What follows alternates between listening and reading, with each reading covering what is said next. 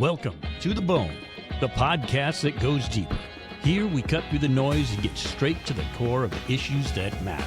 From real stories to raw truths, we dive deep into the conversations that shape our world and challenge our thinking. We're not afraid to dig in and get to the marrow of it all. Whether it's life, culture, or business in sports medicine, we're here to break it down raw and real. No filters, no fluff, just to the bone. With your host, Shelby Daly, we're getting to the bone. This is a clinically pressed, approved CEU podcast.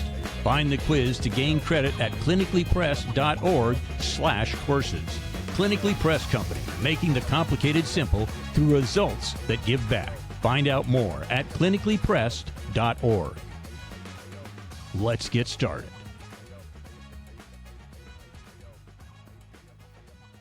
Welcome back to the Bone, the podcast that goes into everything athletic training. Today we have a veritable, that's a good word, veritable potpourri of talent.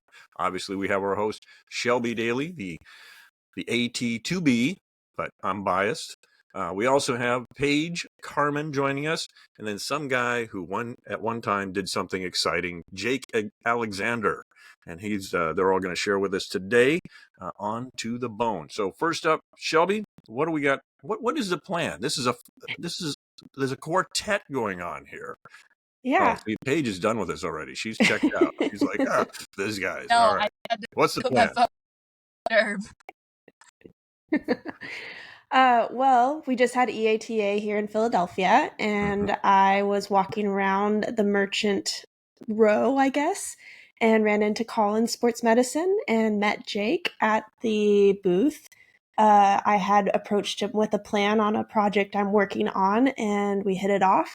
And I thought, since they threw us a party at EATA with a, unlimited bar, basically, I thought he would be a good guest to have on.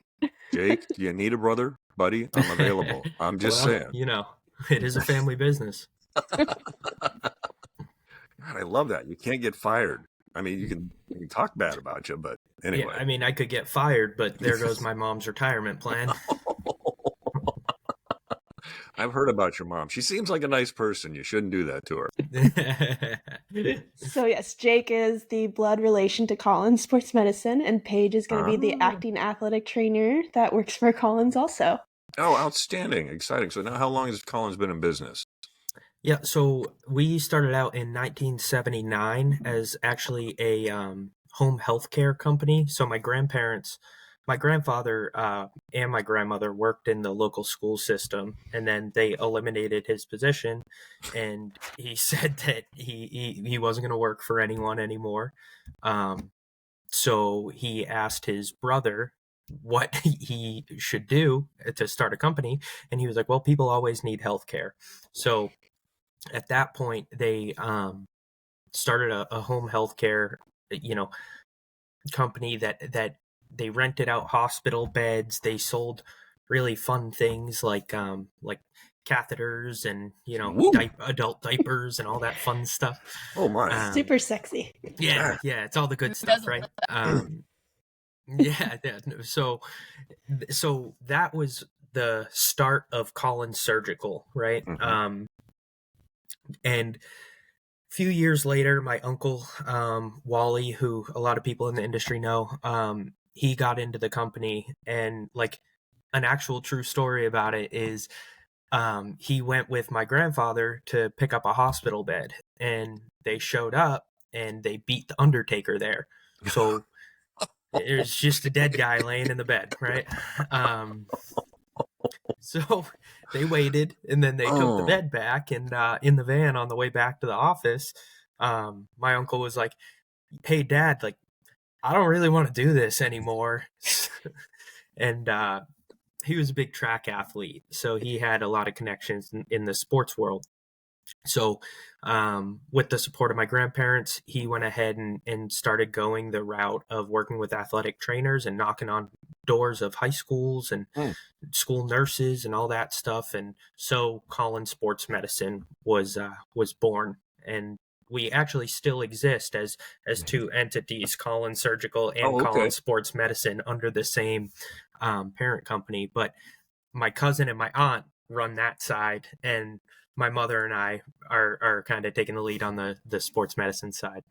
In my opinion, cool. it's a little more fun. So outstanding. I was going to say, I'm 79. I don't think you were even around. So no. All right. So give us a brief recap of the event where you guys met. What was the big discussion points this year?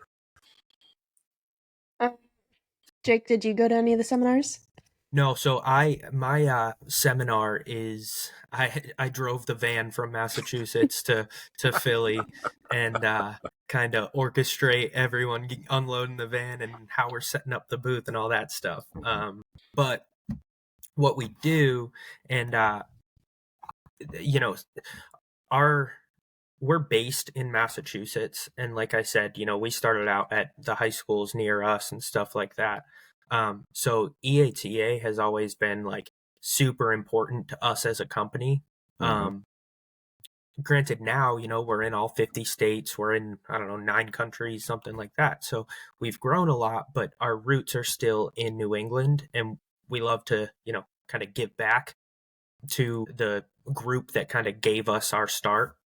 So the party that Shelby was alluding to, my family has thrown a party as after all the events as just kind of a thank you to all the athletic trainers that support us, and that we get the opportunity to support as well. So I don't go to the seminars though, because Paige would be into that because she's an athletic trainer. I am not. Paige, did you get an opportunity to participate in the EATA? Unfortunately, not this year, but I am banking on it for next year. Okay. All right. So make plans to attend now for everybody who's participating in the podcast, and you'll get to meet Paige in person. And as we all know on this show, she is worth the wait. All right. So Shelby, what's on your mind today? Well, I wanted to learn more, obviously, about Collins. It's a very well-known name in the sports medicine industry. And, we brought Paige on to show how, as an athletic trainer, she is involved in that company also. It's not just a bunch of outsiders selling us weird products to get our days done. So I thought I'd have Paige on to kind of give us a brief idea. Wait, you need a red stapler for your athletic training practice. And Collins will get you the signature red line stapler for doing your paperwork. Oh, you don't have paperwork stapler anymore? Yeah, right. Oh, I wish we didn't have paperwork anymore. That'd be the best thing ever. But so Paige, tell us. So tell us about your involvement with the company. How is an athletic trainer working with manufacturer's rep of sports products? I feel like I have, and I hate saying this because it's so cliche and it's kind of funny to play on words, but I really feel like I have a leg up in the industry because I feel like being able to work with the products every day and knowing what athletic trainers do is probably the biggest benefit that I have to give feedback to the company. I mean, just the other day, we sent out some tape samples to a potential customer, and I asked for their feedback on it. And I was able to translate that, to Jake and to our company and say, hey, look, we got some really positive feedback on our new tape line that we're releasing that, I said, hey, do you want to try it first before you buy a bunch of cases? And they're like, oh, yeah, sure, absolutely. We love that stuff. We love it when it's like, hey, try before you buy. Kind of like with Amazon. You don't like it, you can return it, whatever. But knowing what we need, how we can use it, the benefits behind it, pros, cons, just everything that encompasses that product far more than just you need this water bottle, it will quench your thirst. Like it goes deeper than that. The water bottle has the straw and it has a lid that opens and closes, and it's great because when you put it in your backpack, it doesn't spill, and when you're going on road trips on the bus, it won't knock out. Like things like that you can go into the nitty-gritty of the product and how it can be used within your setting and answer the questions that the athletic trainer has, I feel like is what gives me the biggest advantage in helping with my involvement in the company as a rep when it comes to talking about, new products, old products, getting opinions on things and stuff like that. So building value for the company in the product line. That's a first person perspective on how to make things work better for the athlete trainer in the field. That's a lot of value to bring to the statement. How'd you come up with that idea, Jake? So I would love to take credit. However, about 25 years ago, Fran Ragazzino came on as a sales rep for us. He was our first sales rep. He's based out of Pennsylvania. He was an athletic trainer for years. He worked with USA Basketball, Villanova, Swarthmore, a bunch of schools. So he came over, and I consider him part of the family. He's watched me grow up from when I would work in the warehouse as a little kid to going away into the Army and then coming back and actually putting on some big boy pants and getting to work alongside him. So after him, we then brought in our New York guy, Danny O'Connor. He's also a former athletic, or he still is an athletic trainer. They both are. They maintain their certifications, and we've found that it was like incredibly valuable to because my mother and I, like, you can give us a roll of tape and I can say, I've worked with tape for a while now, so I can say, yeah, this feels good, it tears nice, yada yada yada, but that doesn't really matter, like, I'm not an athletic trainer. So that's why we really value, we would get it in Danny and Fran and now Paige's hands, and our head bidder, she's a former athletic trainer. So we kind of surround ourselves at the company with athletic trainers, because we know what we don't know. We know that athletic trainers are super particular about certain things, and that's why before we ever move into a new product or something like that, we never do so without the kind of the okay of the whole team, so we can get athletic trainers who are going to be using this stuff to say, hey, Jake and Carol, yes, this is a great product and it makes great business sense, or this product, it might make great business sense, but it's not a good product. And then we decide to pass on it. And no, Jake, slow down here. You make it bad the first time, so they have to buy 2 more to replace it. I think somebody's got that business plan. No, that's so. Paige, do you participate in that feedback loop when you're talking to the athletic trainers about the product and their experience? I would say so. Going back to that example with the tape from that other athletic trainer, I was asking him, because he said, hey, we really like it. I said, well, tell me what you liked about it. And he said, the student or the athlete said, they didn't feel like it, stretched out as much as practice went on. They felt like it held and it continued to give that support. And so, continuing on with that conversation with him about, the use of it and, okay, did you use it more on ankles or wrists, or, what was your primary use with the tape to where the athletes felt like it was far more secure. So just participating, like you said, in that feedback is extremely valuable for us as a company. And then for me as an athletic trainer, because then I can sit there and take that feedback and go to another AT who may be on the fence, like, man, I don't know. Okay, well, hey, look, here's some feedback from someone else. If you want to go ahead and try it, here's what they said. And then you can just kind of build on that. And then you build the product's reputation through feedback, and on you go. Outstanding. So, okay, so the question that kept popping up in the back of my mind, so Shelby has worked on my left knee that apparently jumping out of helicopters depleted the amount of meniscus I have. So, so she has a job security that she's going to be wrapping this knee until they replace it. And so my question, here's the big question. Have you come up with a non-depilatory tape so that I don't lose all the hair on my knee when she's taping me? That's what I'm looking for. Sorry. That's the free waxing session. Oh, you didn't charge me for the waxing. Oh. Well, Shelby, That's it. maybe you got to throw some pre-wrap on there. I think sometimes being that. Go ahead, Paige. Stretchy, you could use the stretchy tape, that has no adhesive on it at all.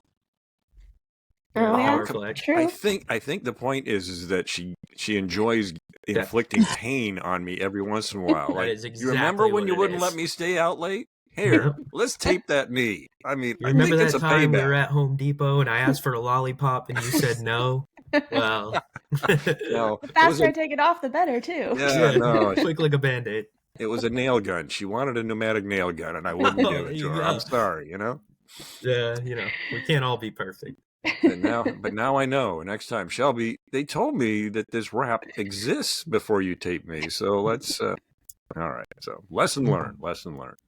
All right. So you've got a company with a lot of history. You've grown. So tip of the hat. That's always a phenomenal thing to happen. Be able to watch small businesses grow and prosper. And in this particular one, split off to do a couple of different things. You've got a positive feedback loop. The customers seems to be loving you guys. You got positive relationships going on there. So how does the evolution go forward with involvement in athletic training and Collins? Yeah, I'm really happy that you asked that. So we have currently, right, we had, as of probably 2 months ago, we had 3 outside sales reps. One, Jeff Oltenhauer, represents New England. Danny O'Connor represents New York and the Mid-Atlantic. Fran Ragazzino does New Jersey, Pennsylvania, Delaware. And then we have kind of grown to a point as a company where, we're the Sacramento Kings, and we're from California to Texas to, Canada to Massachusetts. So what we started looking into was this idea of expanding. And since I am now, 27 years old, in at the family company, I got a few years left. So only a couple. I don't know. Yeah, ARP few, may start sending you direct mail pieces already. 27, right over the hill. Right over the hill, right? But so I was discussing with my mom and my aunt and my cousin and all that the way forward, and we ended up deciding that you can only expand as much as kind of you put into it, and that's where we got connected with Paige through a mutual vendor that we sell, and Paige represents as an ambassador. And kind of the funny story about it was that we were looking for a quote unquote Midwest rep, the Ohio area. And we were connected with Paige, who's out of Oklahoma, and we didn't anticipate that being the Midwest as well. So after a conversation with my mother and I, to be honest, we went into it with the mindset of, honestly, this isn't quite the territory that we're looking for. But after we spoke with Paige for a while, it was just she's an unbelievable asset, and she's going to crush it here. So we're slowly growing, contiguous growth, Oh, nice. Okay. And Paige is a closer, it appears. That's she's going to be a great member of the team. No, that's awesome. Well, good job for you, Paige. Awesome. That's adding another product to the line and adding the ability to service your clients better. That's so we didn't get to hear a lot about Paige. See, we had Paige is still a working athletic trainer. I mean, she is actively working with patients, and that's when we were getting ready for the podcast today. She was actually finishing up on a guy, and then went directly to join with us. So that's how hard Paige is working. And while we were waiting, we got to know each other, and we traded stories and stuff. And Paige was not part of that conversation. So we need to find out a little bit more about Paige and how you became part of Jake's operation here. Gosh, I don't even know where to start. So I guess it all just started with wanting to find more within our profession and see what else there is because I know there's the business side of it, and I've never really dug into that very much. Mm-hmm. And I started working with Nexus Sports Medicine as a brand ambassador, and I just reached out to Jay one day and I said, hey, if you're looking for brand ambassadors, hi. And he was like, actually, I'm glad you reached out. And then one thing led to another. And then I became a brand ambassador for Nexus Sports Medicine. And I absolutely love the products that they have. And in talking with Jay, I came across Jake. And Jay made the introduction for us. And to make a long story short, here we are. Outstanding. So, Paige, tell us, where'd you go to school, become an AT? So we got the West. Oklahoma State University, go Pokes. Okay. My master's at a smaller school in Western Oklahoma called Southwestern Oklahoma State University. Okay. Oh, so Okie all the way to the core. Wow. Yep. Holy cow. Born in Okie and I'll die in Okie. Hey, listeners, ever find yourself on the sidelines needing that one crucial item? Look no further than Nexus Sports Medicine. Nexus is your go-to partner for creating comprehensive medical kits and accessories tailored for athletic trainers in any setting. From high school fields to professional arenas, Nexus has you covered. These kits are designed by an athletic trainer with meticulous organization, ensuring that you're always prepared, no matter the situation. Stay ahead of the game with Nexus Sports Medicine and keep your athletes safe and thriving. Check out Nexus Sports Medicine at nexus-sportsmed.com. That's Nexus, Nexus-sports, SPORTSMED.com to find out more and get your perfect gear today.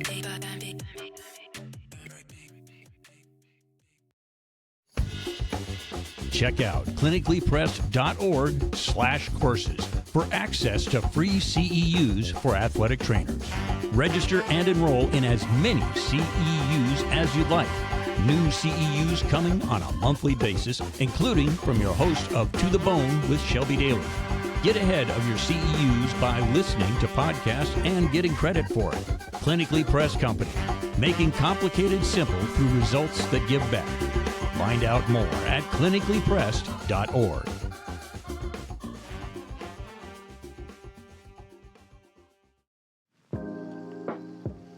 Introducing Q-Tape, the skin tone kinesiology tape designed to help you heal while blending seamlessly with your skin. Whether you're recovering from an injury or needing some extra reinforcement, Q-Tape offers support where you need it most without compromising your comfort or style. Our tape is available in 3 versatile skin tones, ensuring a seamless match for all skin types. No more awkward mismatched colors or feeling self-conscious during your recovery. Q-Tape isn't just about looks. It's designed for high performance. With its strong yet flexible adhesive, you get the support you need without sacrificing mobility. Whether you're dancing or working out, you'll enjoy full range of motion and all-day comfort. But that's not all. Q-Tape can be worn for up to 4 days. Going for a shower or swim, Q-Tape has got you covered. Find us at www.qtape.com and at @QTape_ on all social media platforms.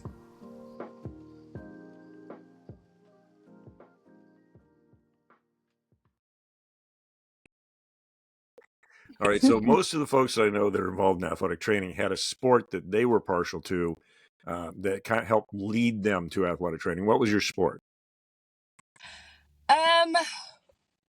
I would have to say figure skating is the sport that led me to athletic training, because there wasn't really one particular sport that I was just like, oh my gosh, this is amazing.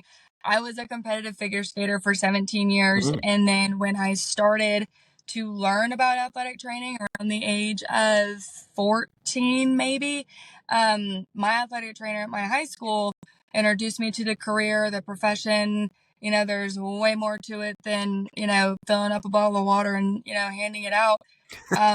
He helped me with all of my, patellar tendonitis from jumping and, my hip alignment and back issues from the numerous amount of falls I would take. So he helped me stay on the ice while I was working in the athletic training room as a student athletic trainer. I would be like, hey, I took a really hard fall this morning. He would check my pelvic alignment and then, do some work on my back. And then next thing I know, back on the ice the next morning. And my coach was like, how you feeling? I'm tired, but I'm great, because it's 5:30 in the morning. But, I guess figure skating would be, one sport that really, I guess, drove me into it because I learned so much about injuries from, like any athletic trainer, typically you learn about your own injuries from your athletic trainer. And at that point, you're just like, oh man, this is great. Like, I want to do this. That'll do it. The joke that always comes to mind when hockey players and figure skaters come out is like, what's the athletic trainer going to tell you to do? Put it on ice. So do you just go out and lay on the red line, or I don't know. Sometimes Maybe for a hard fall, you do just sit there for a minute. Like, maybe I'm alone in that. I don't know. But after a hard fall, I would definitely just kind of sit. And then my coach would yell across the ice, get up. Yeah, I'm sorry. Oh, I love it. That's great. We actually have we do have ice in Alaska, and so we have jokes about ice and things. We have a lot of words for ice and snow and whatever it's doing. So I totally get the ice thing.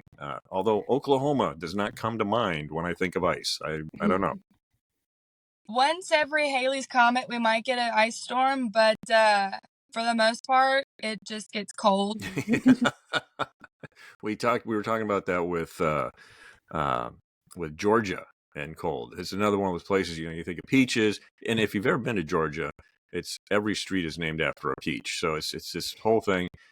And then if you go there, Jake and I both ended up there in the winter, and it's like, you didn't tell us about this. This hurts. This is bad cold. So yeah, I'm gonna assign that same level of discomfort to Oklahoma for cold that we got to have all those fun times in Georgia. The wind. All right, so ice skating. Oh yeah. That's why okay. So it does, and so that's in Alaska. We put all the ice indoor now. I mean, it's like we have lakes that naturally freeze. You could ride a Zamboni on them; it'd be fine. But no, everybody got like snooty about ice up here. It's like, no, we're going to groom the ice. We're going to put it in a hut.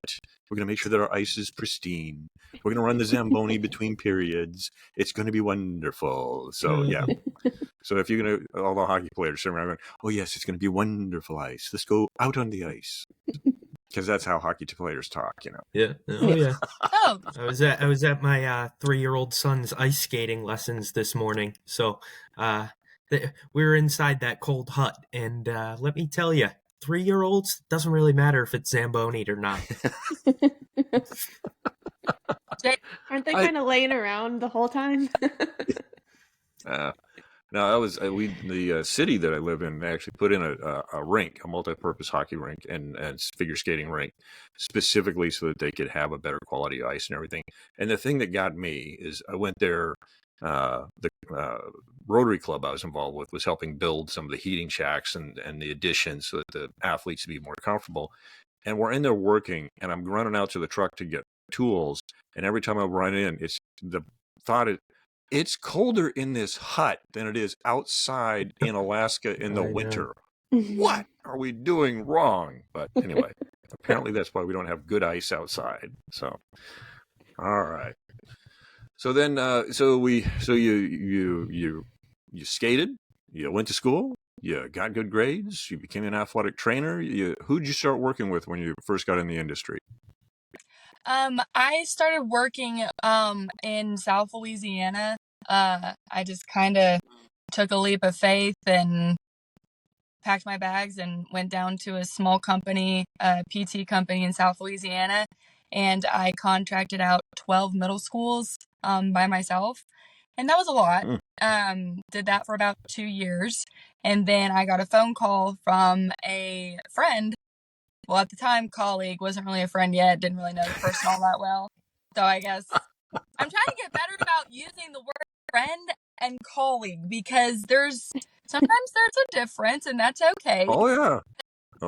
This person eventually became a very good friend, so just out of habit. Anyways, so they called me and they said, how do you feel about teaching with athletic training? And I was like, I'm open to it. Why? What's up? And they said, well, we have a job that's open at our 5A high school, our other 5A high school here. We want you to come interview for it. And I was like, okay, sure, I'll do it.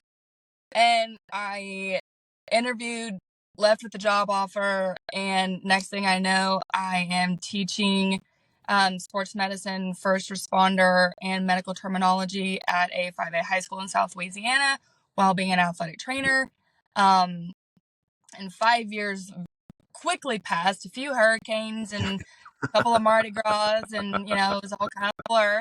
But we ended up finding out that we were having our first son, and my husband and I kind of looked at each other and we were just like, we should probably move back home, because it's going to be hard to raise our son away from his grandparents. Right. And so one thing led to another, moved back to Oklahoma, and had a few jobs in between that weren't, really what I was hoping to find for myself. They didn't work for me personally. But that doesn't mean that, they're not going to work for other people. But I ended up landing here, and that's, what I'm excited for. All right. Now, Jake, we got you to give us a little bit of background of the company and how you've grown and stuff. What is your attachment? I mean, obviously familial, but people who stay in an industry, there's an attachment there. I mean, there's an excitement. What was your sport when you were growing up? So I grew up, and I don't just say this because my mom is my boss, but my mother was amazing. She let me do whatever I wanted in terms of sports. So I played everything. I played baseball, football, soccer, and even though that I wasn't good at it, I played basketball. I wrestled. But my main sports, come high school, were lacrosse and I ran track. So lacrosse. Yeah, and that was, I really did like, I love lacrosse. I think it's a great game, a lot of fun. From the extreme West Coast, lacrosse sounds really affected. I'm sorry, dude, but just saying. I know. It's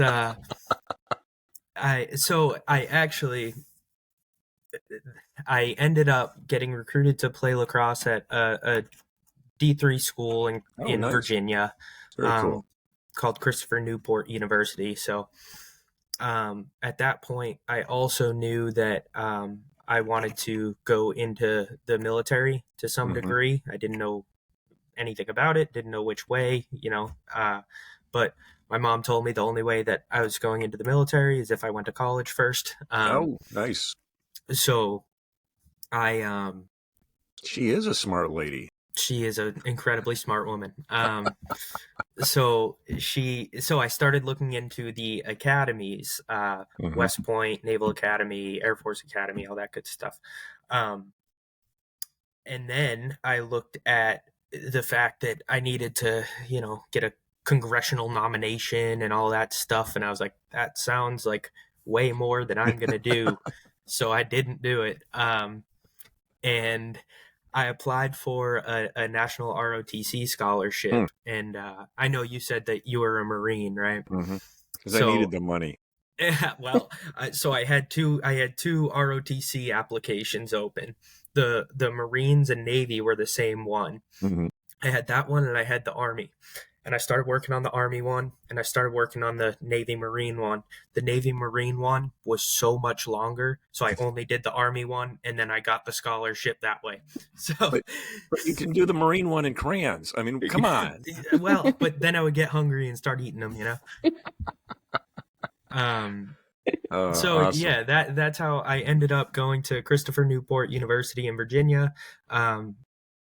I played lacrosse only for my freshman year, and then I really loved the ROTC thing, so I really focused on it and did pretty well there. But you also started doing some of the extreme stuff at the military, the extreme sports that the military lets you participate in. That is true. So as a cadet, after my freshman year of college, I got the opportunity to go to beautiful Fort Benning. I think it's Fort Moore now.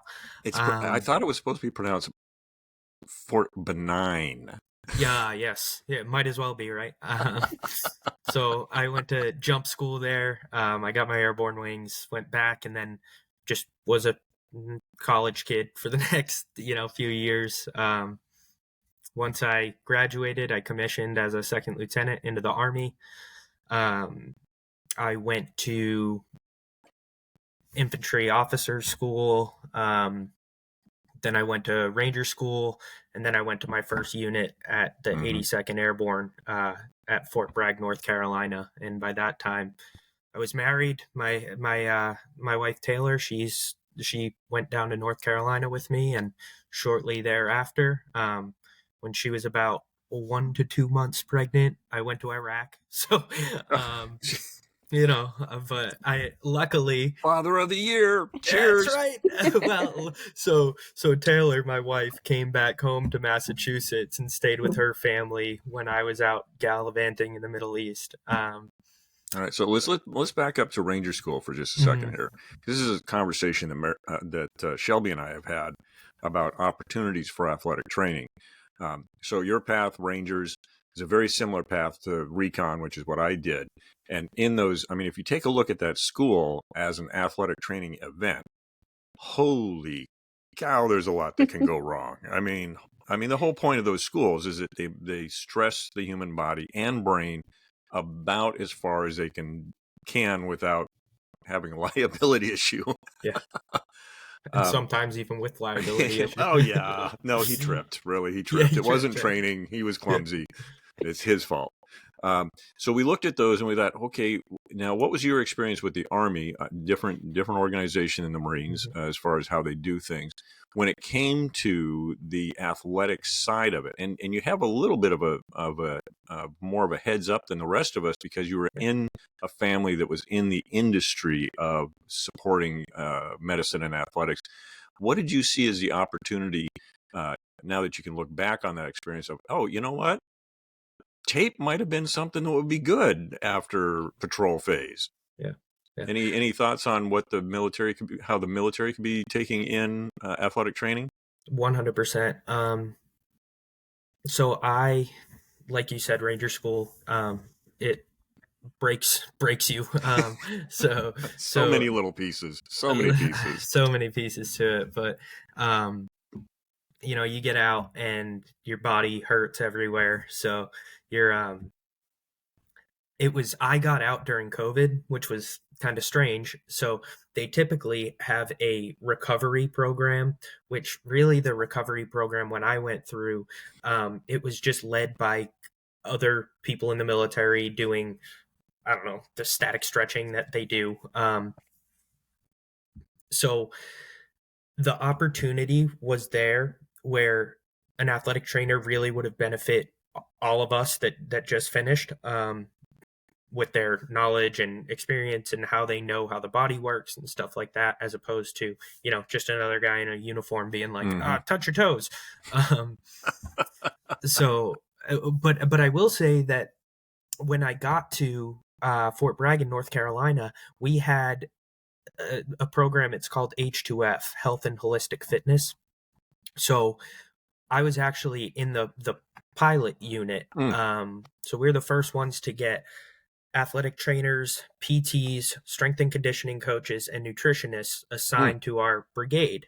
And that was amazing. That was, I you every time you have a ruck and you know how you injure yourself or something, and then as a result, what do? The next day you go run or something. Motrin, Yeah, ibuprofen by the take a knee and handful. drink Yeah, water, come right? on. Rub some dirt in it. Yeah, exactly. So they really started treating soldiers like athletes, Oh, which good. was it was imperative, right? It was huge for us. I saw the people that I was in charge of. It was a firm belief of mine that H2F was a resource, because there was obviously, as you would assume, that stigma in the military of like, oh, if you use the athletic trainer, you're soft or something, and it's like, I don't, doesn't make sense to me. But my point of view was always, no, I want my guys to go get the treatment that they need. That way they can stay effective, stay in the fight. Yeah. Well, So and yes. that's the dichotomy is you got, okay, so I'm going to date myself a little bit here. When I was in and we were doing static stretching, the instruction staff would refer them to the Jane Fonda 7. Like, okay, it's time to do the Jane Fonda 7. And they were very dismissive about it. But it was, you're going to stretch out because we're going to go do some silly stuff. But yeah, phenomenal to hear that they've taken it from making fun of it back when I was in to Yeah. actually having recovery. That was the piece that kind of got me is, you come in, we would go out and do these, like a 3-day patrol or something. You come back and you got stuff growing in your t-shirt and, it's like, okay, time to recover. Oh, what does that mean? And at the time it was, well, put your stuff away so that you can go report over here to do Yeah. something else until we Yeah. send you back out to have stuff grow in your t-shirt, Yeah. Yeah. So it's good to hear that it's happening. It would be, the future would be fascinating if we were figured out a way to allow those people in the military to transition into civilian AT work. That would be a whole nother training area for growing the profession. So that's I'm a big proponent of, like, a lot of people, obviously, as you guys are aware, athletic trainers are super overworked and underpaid. And I think that the military sector they've always kind of been like a test dummy for America as a whole, the military. And with the whole I have the marks to prove it. Exactly, right? I don't know anyone else that gets anthrax vaccines multiple times a year. But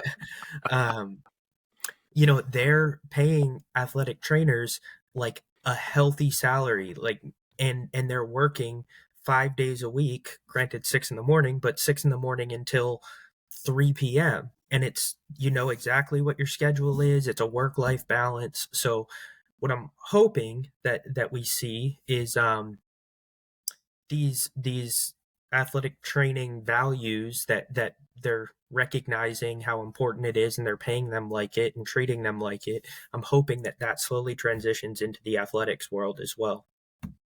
Outstanding. So talking about the operations and family side of things for the company, bringing it back around a little bit. Yeah. What is the number of people in the operation right now at Collins? I mean, obviously you have the family, which is a few numbers, and you guys are starting to expand. How many people are actually at Collins? So I think we probably have a total of somewhere around 50, if you include our surgical side as well. But those employees, they've been with us for 20 years, 30 years, because kind of what my grandparents started the company as, and how my mom, uncle, and aunt continued it, and how myself and my cousin plan to continue it, is we treat the employees like they are part of the family, and we genuinely care about them as people, not employees. So we do have longevity when it comes to that, and that's also something that provides value. It's why people kind of keep coming back to us, is because they know they've been on the phone with Danielle for the past 15 years, and they'll be on the phone with Danielle for the next 15 years. So yeah, no, and that the nice thing is we're starting to see companies come around to it. It sounds like you're a little bit ahead of the curve when it comes to not only customer outreach, because as Paige knows, you got to treat the customer right. You got to be responsive. You got to You got to take care of them when there's an issue. I mean, there's that piece of it, which is kind of a no-brainer for being in business. But there's a lot of companies that have been slow to the realization that that same type of outreach has to happen with your teams and your employees and your family in the company, so that they feel valued as well. So it sounds like you guys are kind of ahead of the curve quite a bit. How do you stay ahead of the curve there, Jake, without giving away company secrets? Winky, winky.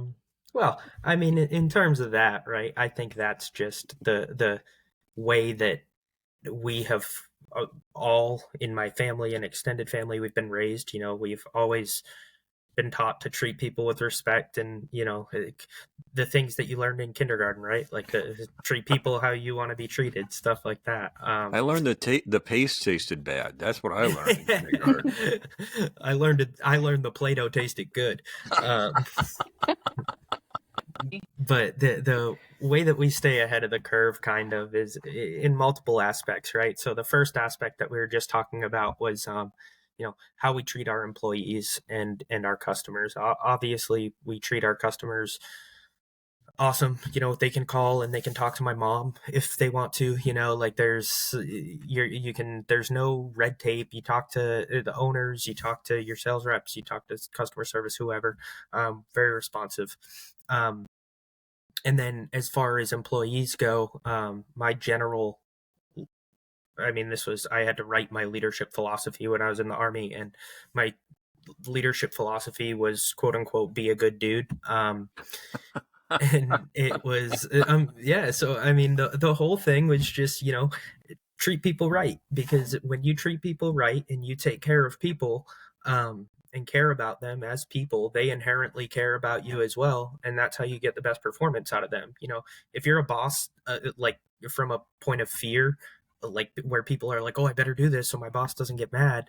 Well, you're never going to get you're never going to get the results that you want that way. So just treat people right. I'm looking back on my notes. The beatings will stop when your attitude improves. I think we had different people teaching us leadership. I don't know. Trust me, I had some of those as well. Yeah. Beatings will continue until morale improves. Oh yeah, I read that book. Mm-hmm. And then from a standpoint of product and what we can offer, the way that we've always stayed quote unquote ahead of the curve is there's not that red tape that we talked about, right? So if Paige finds a product, or Danny or Fran or Jeff, if they find a product, or one of their customers finds a product and says, hey, we really like this product, it's a startup, we want to buy it from you, we go, okay. And they call myself, they call my mom, we set up a meeting with that vendor, and we can buy it that day, the next day, so we value our athletic trainers who are on staff. And for example, Paige was just she just sent me the Avive AED, and she's like, hey, this is going to be a big hit. And I said, that's funny, I sold one to the Knicks last year. And I have a meeting that I'm trying to set up with our sales reps and their sales rep to become distributors. But that's where we take their feedback and we say, hey, they're the feet on the street, they know what's going to be like hot and cool. So we take that and we reach out and we make what they ask us to make happen. We make it happen, and as a result, people can get cool things. Well, cool. So Paige, what are you excited about in the next year with Jake and the company? What are you excited about? What are you looking forward to? Growth. Personal growth. And growth. Just learning the other side of the profession, because you got to know both sides of the profession, in my opinion, to, be good at, what you do. I mean, my husband was a real estate agent before he was a loan officer, and so he understands the real estate side and he understands the mortgage side. Well, if you can understand the business side and you can understand the trenches, you're going to be unstoppable. And I think one of Very the good. things that I am most excited about, and this whole time you were asking Jake those questions, the word that kept coming to my mind in the short time that I've gotten to know this company is culture. The culture that they have created for their employees, for their business, what they stand for. Their culture, in my opinion, is what keeps them ahead. Their customer service, the way they treat their employees, the way they treat people. Like, I met Jake at NATA last year, and the first thing I asked him when I chatted with him, a little while back was, hey, how was that spearfishing trip that y'all talked about at NATA? Like, we had such a good conversation, and it was just such a personable interaction that I was able to remember that interaction because of the kind of people that they are. And that's the kind of person that I'm looking forward to growing into and being able to become and learning, like I said, the business side of what it is that, feeds us in a sense to do our job. Mm-hmm. Outstanding. And Jake, how about from the company side? What should we be looking forward to from Collins? Yeah. So I'm super excited. Just what they always say about family businesses, right? The first generation starts it, second generation grows it, third generation ruins it. Oh, Jake, That's there's what a they low say. bar of expectation there for you, buddy. That's what I'm saying. So I'm gonna change that around, right? We're gonna just we're gonna reverse that. We're gonna take this. We're gonna keep growing. I mean, we're already seeing it with expanding territories, and the company's growing. We're heading in the right direction. I have, again, not because she's my boss, but my mom has been amazing in this aspect of, she includes me in every single thing she does. I'm in every meeting that she's in, which is super beneficial because I can learn the ins and outs of the company without being in that decision maker position yet. But then when I am in that position, I'll have the experience of watching my mom do it for years. Yeah. No, the thing, and I think Paige identified this as accurately. The ability, and it may have been you, Jake, too, as well, spoke to the ability to make decisions and to react to things. And I think it's always been the strength of the American economy, is so much of the economy is built up of small companies. And small companies can beat the big guys to the goal because they have that ability to, I mean, come on. If your customer is calling your mom, you're going to change something. I mean, come on. So the ability to react. And I'm going to use that on Monday when I'm back at the office. I'm going to be like, oh, I'm sorry, Mr. Customer, you have an issue? This is Jake's mother's phone number. Why don't you call her and see if we can get this taken care of? And I'm going to use that, absolutely. I'm telling you, she is the biggest sweetheart in the world. She would never tell anyone no. Well, good. What was that number? Let me write that down. I'm going to I'll text it to you. Outstanding. Well, I think that's going to wrap it up for this episode of To the Bone. We want to thank Paige, Carman for joining us, and Jake. It's been a real pleasure talking with you as well. Shelby, what do we have coming up on To the Bone in the future that listeners can look for? Well, later today we're interviewing someone from Red Bull. Oh, outstanding. The Performance Center, so learn a little bit more about their operations. Oh, well, that'll be exciting. And as I was telling Shelby before the show, we had I was approached by one of the folks here locally who has a radio station, and so hopefully in the near future we'll be able to stream the episodes of To the Bone via radio, and then obviously if that happens, we'll see if we can get more stations on board. So cross your fingers. School. Cross your fingers. Yeah, old school. Oh. Newspapers next. Oh, man. See, that was a cheap shot. I was 2531 field radio operator in the Marines. So, okay, old school. Totally twisting the knife in there. Anyway. I mean, we can have you run around with your radio pack if you really want to. No, really. If I never see another Prick 77, the long as I live, I will be a happy camper. Happy camper. All right, cool deal. Well, that's going to do it for To the Bone. Thank you very much for joining us. And obviously, Shelby, if people want to reach out to you, how do they get a hold of To the Bone? www.tothebonepodcast.com is the best place right now.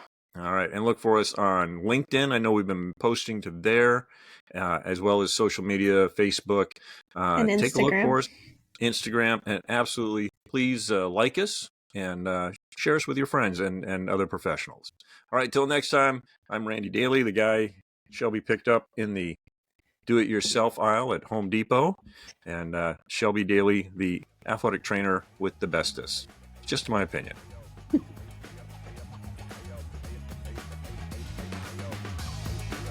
That's it for today's episode of To the Bone. I hope we've sparked some new thoughts, challenged your perspectives, or simply reminded you to dig a little deeper. Remember, life isn't just about what's on the surface. Sometimes you've got to cut deeper and get to the bone of what really matters. To the Bone podcast is a product of Daly LLC. It's hosted and produced by Shelby Daly, ATC, and Randy Daly. No clinical decision-making should be based solely on one source. While care is taken to ensure accuracy, factual errors can be present. For more on the show, visit www.tothebonepodcast.com. If you enjoyed this episode, be sure to subscribe, rate, and leave a review. Get involved in the conversation. You can find us at www.tothebonepodcast.com. Drop us topic suggestions or be a potential guest. We're all about connecting with you, our